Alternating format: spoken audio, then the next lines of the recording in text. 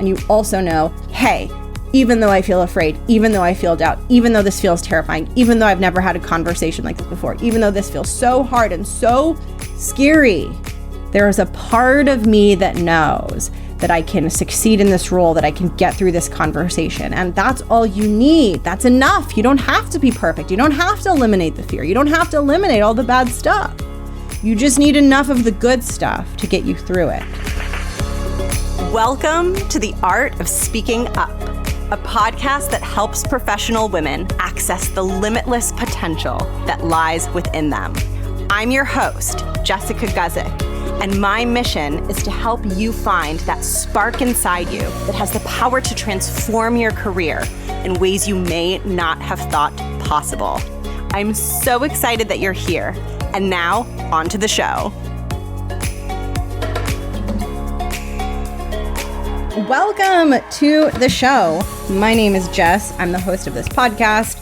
I'm a career coach for women in the 9-to-5 space. I help women feel confident and amazing and have a powerful voice, even if they feel quiet or even if they struggle with confidence. None of that is a problem. And today, I'm talking about influencing. This is part 2 of my 2-part series on influencing. I am so excited about today's episode because this is the fun part. I think influencing is so fun, makes me feel so powerful. I'm excited for how powerful it will make you feel when you get really good at it, or maybe you're already really good at it and you're just here to get better at it. And then in that case, I'm excited that you already feel super friggin' powerful. So I'm pumped. I'm ready. Are you ready? I'm ready. And just so you know, this is part 2. In part 1, I talked about what influencing is. I gave you the definition of it. And most importantly, I talked about where you're going to be applying this. So I talked about the situations in your professional life where influencing is really going to move the needle and really going to help you get the outcomes you want, get the roles you want, get the promotions you want. I talked about why it was hard, and I talked about what most people get wrong, and I'm going to dive even deeper into what most people get wrong, and I'm going to tell you how to do it right. I'm so ready, and I hope you are too. So I ended part 1 with this idea of the 2 axes of influence. And the 2 axes of influence are facts and feelings. And I was explaining to you that while the facts matter, the feelings are one of the most powerful drivers of our decisions, which means that when you are influencing and you are trying to get someone to buy into your vision, what you're trying to do is help them feel compelled to be a part of your vision. It is how your audience feels about you that is going to tip them one way or the other in making that decision of, do I want to buy in? Do I want to support her? And when they make the decision over and over again to buy in, to support you, that is when you can achieve really powerful outcomes in a professional setting. And that is what I want to help you do. And so first, what I'm going to do in this episode is really outline how I want you to think of facts versus feelings, so you are crystal clear on this in your head and you know exactly what the distinction is. And then I'm going to walk you through how to actually apply this and how to do this in a conversation. And I'm going to start to help you really understand and to hammer home in your mind the facts versus feelings distinction. I'm going to share with you a personal story. Story time. Are you excited? I'm excited. But I'm going to share with you the story of when I bought my first car, my first time buying myself a car as an adult. And it was very late into my adult life. I think I was in my late 20s because I had all my adult life been in cities where I didn't need a car. I lived in New York City, and then I lived in San Francisco. And I found myself in my late 20s moving to Southern California and needing a car. And I actually was someone I'm not someone who gets excited about cars. Cars don't excite me. Fancy cars don't excite me. I'm just it's a car. As long as it gets me where I need to go, I'm fine with it. So when I had to buy myself a car, I was kind of I didn't know how to choose one because they're literally all the same to me, right? I was just I don't know. I guess should I just get the least expensive or maybe the safest? Because I don't care about anything else. So how do I make this decision? So I tuned into the voice of my soul, and apparently what I guess, would this be my higher self? I don't know. I would just say my authentic self deep down inside. I realized that I didn't care at all about like the brand or whatever, all that stuff. But there was one thing that was like peeping out of my soul, this like one little voice that I heard when I was making this decision of like, well, what car do I get? And I realized that I really wanted a convertible. I just realized that that seemed really appealing to me, and that for some reason I was like not allowing myself to like want a convertible because like that, I don't know, like not a lot of people get them, right? And also like someone once told me like, oh, it's so impractical. Like, you know, everyone who buys a convertible, like they never get one ever again. They like quote unquote get it out of their systems. I can confirm that is not true. I have a convertible and I will never not have a convertible. But anyway, I gave myself permission, radical permission, to buy myself a convertible. And that's all I cared about. All I cared about was I wanted a convertible. And I started researching like different brands, different price points. And what I landed on was the one that I liked the best was a Volvo convertible, a C70. And it wasn't a car that you could get new. So it was, Volvo had made a run of convertibles for several years. And so I had, if I wanted that model, which was like the one that I thought was the cutest and was like really connecting with me at a soul level, this is how I do my car shopping, then I knew that I was going to have to get a used convertible. And it was a very specific model. So there just weren't a lot of them out there in the world. So I was spending a lot of time like on Craigslist and online on the car sites trying to find one. And I had all of my, so I'm talking about facts and feelings when it comes to influencing. I had all of my facts for my purchase decision ready to go. So I knew what model I wanted. I knew what paint colors I wanted. I either wanted light blue or dark blue. I knew like the maximum number of miles I wanted. Like I didn't want it to have a lot of miles. I knew the price point, although all of the used convertibles were all in my price point. So that was fine. I knew geographically, like where I could go to get the car. So I had all my facts, right? Like I had the list of like, this is the car that I want. These are the criteria that it needs to meet. So I searched and searched. There weren't that many of these. And finally, I found one. And it was in San Diego and I was in San Francisco. So I did have to like, you know, my partner lived in LA at the time. So I went to LA and then together we went down to San Diego so that I could see the car and test drive this Volvo convertible that I had found on Craigslist. So just for context, I had never driven a convertible in my life. My soul just knew that that was something that needed to happen. So I went down to San Diego. I found this car. And I want to remind you that all this time I'm in a decision process. Like I'm in this process of like, am I going to say yes to this car? And going down there and seeing it was like the final step to that process. So the car factually met all of the requirements, but I needed to go down there to see the car to have the feeling so that I knew for sure that this was the car that I was going to buy. And I got there and I saw it and it was so beautiful. It was so cute. It looked better than it looked in the pictures. And then the owner said, all right, do you want to take it for a test ride? And I said, yes. And he said, great, here are the keys.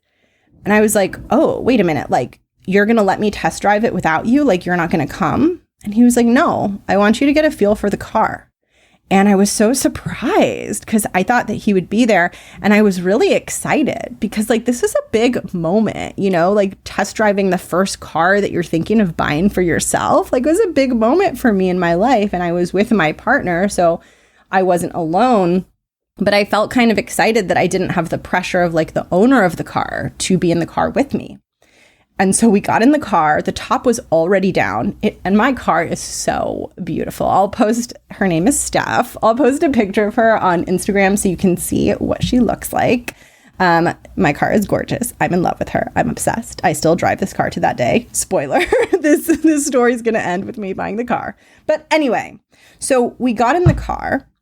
And I had never been in a convertible before. It felt really weird and cool to just like have the top be open. And I started driving. And you know, when you're first driving an unfamiliar car, it feels a little wonky. It feels a little weird. It's just like you're kind of getting used to it. So you're going a little slow. Maybe your stops are a little abrupt. And so I was kind of like driving wonky for a little bit. got used to it, started driving it more comfortably. I was really liking the feel of it. And then I looked at my partner, he was in the passenger seat, and I said, like, should we take it on the freeway? And he said, yes. And so, I had been driving really slowly on like these residential streets in San Diego.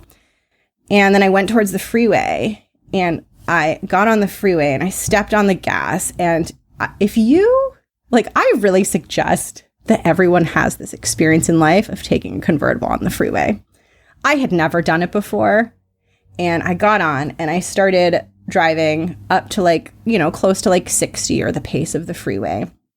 And the feeling that you get in a convertible on the freeway is completely different than the way you feel when you're driving it on the side streets, because the wind in your face is so fast and so intense. And I was on that freeway driving, and the wind was striking my face and like bringing my entire spirit to life. And I was driving that car down the freeway, and I was like, oh my God, I have to buy this car. I don't want this to be the last time that I feel this feeling. The feeling of driving a convertible on a freeway is like crack cocaine for me. I love it so, so much. This is why I recommend everyone do it. But in that moment, when I took that car in the freeway, I was sold. I was done. I was like, I need this car because I need this feeling. And this is such a helpful story for you to think about when it comes to influencing. And by the way, I bought the car. That's how the story ends, as I told you. But I want you to understand the role that feelings play when you are influencing. And I want you to really think about this moment that I had in that convertible of like, oh my God, I need to buy this, as the moment that you are trying to create with your audience, with your stakeholder. What you're trying to do is go beyond just showing them the facts and the figures. You're not just showing them this is a Volvo C70, 20,000 miles, dark blue, right? Like, it's not just that. You want to take them for a test ride. You want them to come in that car, sit in that car, and have that moment where they're like, OMG, yes, this is a yes for me. And the way that you do that is through two ways. And these are both so, so, so important. The first way that you're going to do that is by creating that yes moment and that yes vision for yourself before you have the conversation with them. And so to make this really, really concrete, if you're asking for a promotion and you're experiencing a lot of doubt and you have a lot of unaddressed fears around whether you might not be able to succeed and whether you can do it or whether it might be too much, and you bring those fears to that conversation and you let those fears run the show, then you are not going to give them that yes feeling. You could have the best facts, the best story, the best information. You could have really strong evidence. But if you inside aren't feeling like, I am the person for this, I am that person, then your audience is not going to feel that confidence. And so they're going to have to get all of their confidence from the facts and none of their confidence from your confidence in yourself. Now, this doesn't mean that doubt can't be present. And it doesn't mean that if you feel afraid or insecure, you can never influence. You can have belief in yourself that sits alongside insecurity. You don't need to eliminate or quash or get rid of your imposter syndrome or your fear or your doubt to also hold a belief in you that you could do really well in this role. And in fact, this is what I most commonly see when I am working with someone in a one-on-one capacity, is that they have conflicting beliefs. They have the fear and the belief that they're not good enough, and they have belief that they can. This is why they're still pursuing the thing, right? Like, this is why you haven't given up on your confidence. This is why you're still listening to this podcast. Because even though there is doubt and you're like, but what if I can't? There is something in you that is like, yes, but what if I can? And that's why you are showing up every day and still trying. And so even if you have fear, and even if you have doubt, and even if you have insecurity, you want to coax the part of you that is like, I can do this job. Like when I rub the fear out of my eyes and when I calm myself down and when I really step back and reflect, I can totally do this job. I should totally get this promotion. I can totally be in this interview. That part of you needs to get airtime. You need to spend time before the conversation allowing that part of you to emerge, allowing that part of you to grow so that when you show up to the conversation, yes, there might be fear. Yes, there might be doubt. All of those things can totally be present. And you also have something else to draw on.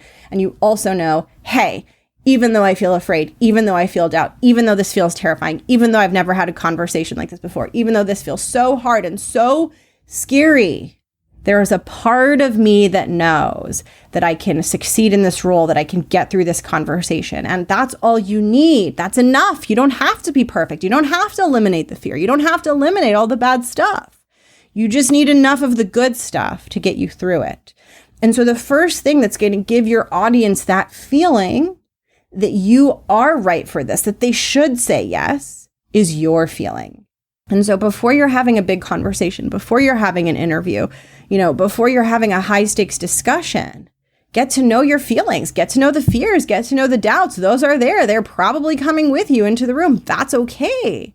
But also get to know all the other feelings, all the evidence you have that you're good at what you do, all the evidence that you have that you drive amazing outcomes. You can be insecure and also have tons and tons and tons of evidence that you are masterful at your craft and that with time and with commitment and with focus, you can succeed in anything. Bring that with you to the conversation. If you're going to bring the doubt, also bring the other stuff. And that is going to help your audience have that feeling, that yes feeling. Yes, I want to support her.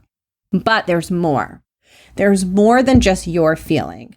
The way that you position and present your proposal to the person you're trying to influence, whether you're trying to get someone to advocate to promote you, whether you're trying to get an executive to buy in and support a project that you need their team to help with, whatever it is. When you're trying to get someone to say yes, this is so, so, so important. You need to create space in the conversation for that person to experience their moment, their convertible moment. That moment that I experienced when I was in that convertible on the freeway and everything in me was like a full body yes to this car. You need to create that moment for the other person. And this is where so many people go wrong and go astray in this process. Because when you're nervous and when you're asking for something that you want, it is so, so, so easy and almost automatic for you to focus all of your energy on you and for you to just be thinking of yourself and talking about yourself, when really what needs to happen is you need to think about what this thing that you're asking for means for the other person. And you need to think about what would make them feel excited? What would make them test drive your proposal and be like, we need to buy it. We need to buy this car. And what you want to do is create the vision for them of what this is going to offer them. When I was in management consulting, a phrase that we used a lot was make your client the hero. So a lot of the work that we did, we needed to go into a company and get them to give us data and get them to work with us. And that was really hard. That required a ton of influencing. And what we were always told was like, well, make them the hero. The reason I need this data is so I can help you. The reason that I need you to help us with this is so that we can get you the outcome that you want. And I really want you to think about this for yourself when you're having an influencing conversation. When you are asking someone to promote you, you are not the only one who is going to benefit from that outcome. And when you are asking someone to buy into a project or something you need help with, you are also not the only person who is going to benefit from that outcome. When you get promoted, when you execute a project successfully, your leaders are going to reap massive benefits from your elevated performance. And this is what most people miss because they're so focused on themselves and their fears and not doing it right and not being good enough that they're scared to look at the vision. They're scared to make the promise. They're scared to say, here's what this is going to create for you when you offer this to me. Here's what I'm going to do in this position. Here's how I'm going to be able to add value. Here's the outcome that this is going to create.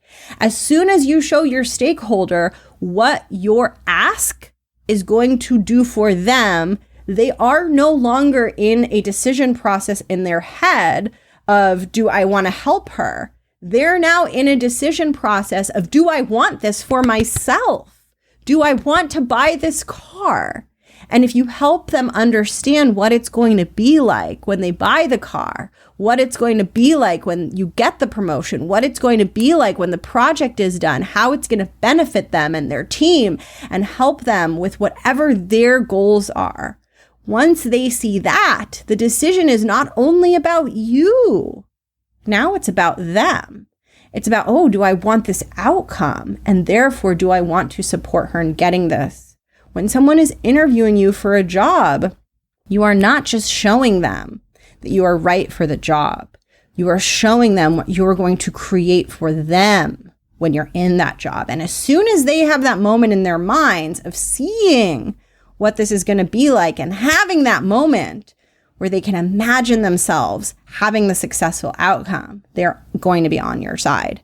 They're going to be on your side, and everything that you're promising them and everything that you're telling them is true as long as you believe in your own capabilities, as long as you believe you can do it. The more that you believe you can do it, the more you're going to be able to paint that vision for them so that as they're talking to you, you're not just listing facts and figures. You're not just telling them the data. You're not just showing them the specs of the car. You are taking them for a test drive. And they have that moment of imagining themselves in that car, on that freeway, going 75 miles per hour and being like, yes, I want that outcome. Absolutely. I will fight to get you this promotion.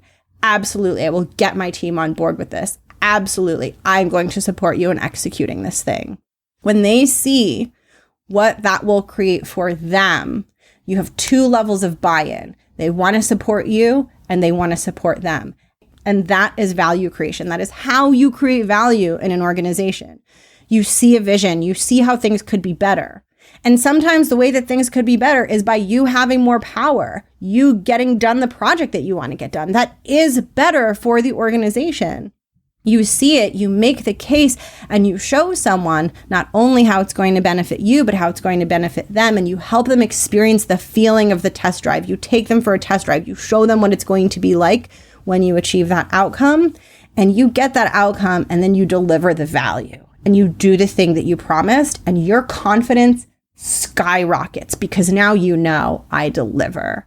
I make a brave ask. I take them for a test drive. I give them the feeling of, yes, I want to support this, and I deliver on it. And then next time you have that conversation, you have a promotion conversation, you have a conversation with a stakeholder, your confidence is so high because you've been through a full cycle. You've asked for something. Someone has said yes. You've delivered on it. You're like, I've got this. There is nothing that I can't do. There is nothing that I can't deliver. And it all starts with you having the conversation, building your own confidence, allowing the fear and allowing the imposter syndrome to be there, but also bringing in that belief, also bringing in that knowing that you are really good at what you do. And of course, that moment of bringing your stakeholder for that test drive, of painting the vision for how it's going to benefit them, of making it not so much only about you, but also about them, taking the spotlight off of you for a moment and putting it on them and helping them see, helping them imagine how this thing that you're asking for is going to enrich them and the team and the company and the mission. It is so much bigger than you. When you get promoted, when you do something successfully, when you have a good outcome, it is about so much more than you. It is not just about you. It's about what you create for your organization. And as soon as you understand that, and as soon as you really start to see that, you will become so much more influential everywhere because your brain will suddenly be like, oh my gosh, I'm not just like being this selfish a-hole who is just asking people for things all the time. I'm on a freaking mission. I'm here to get things done. And when you act from that place, You are more confident, you are more effective, people get more excited to help you, and everything about how you show up and how you work changes. So it is this one nugget of influencing and this ability to take it beyond yourself and see how you fit into the bigger picture and see that it's not just about you, even when it feels like it's just about you. When you can zoom out and make your audience the hero, make that person the hero, give them that moment in that convertible, it will change everything. And to make this really actionable for you, I really want you to challenge yourself to think of situations in your career, in your day-to-day job, where influencing might help you. And I want you to get really intentional about those conversations. And I want you to think ahead for not just what facts you're going to share with someone, but how you're going to compel them and help them have the feeling of, yes, I want to help her. Yes, this is going to help me too. Yes, I'm on her side, because that is one of the most powerful things that you can do. And so I am glad to see you at this point. I'm so glad that you've made it to the end of this episode.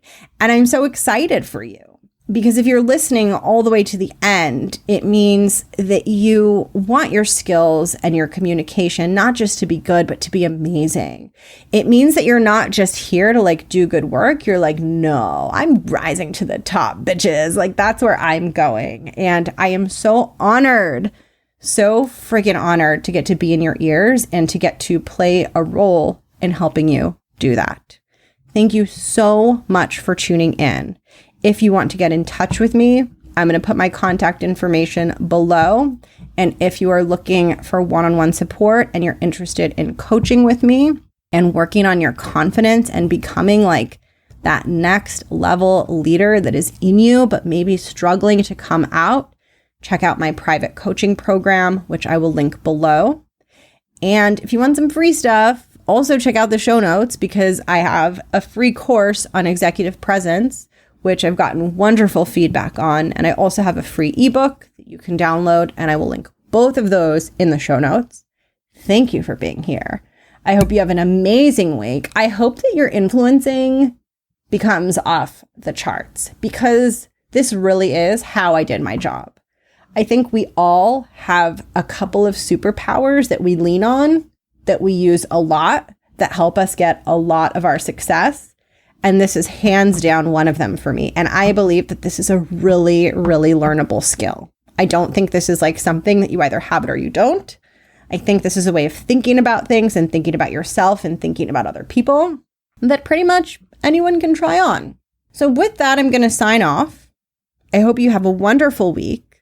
I cannot wait to see you next week. I have an interview with a friend of mine who is a coach, and we're talking all about stress and managing it, which seems really relevant, especially given how this year has gone. So I am very pumped for you to hear that conversation.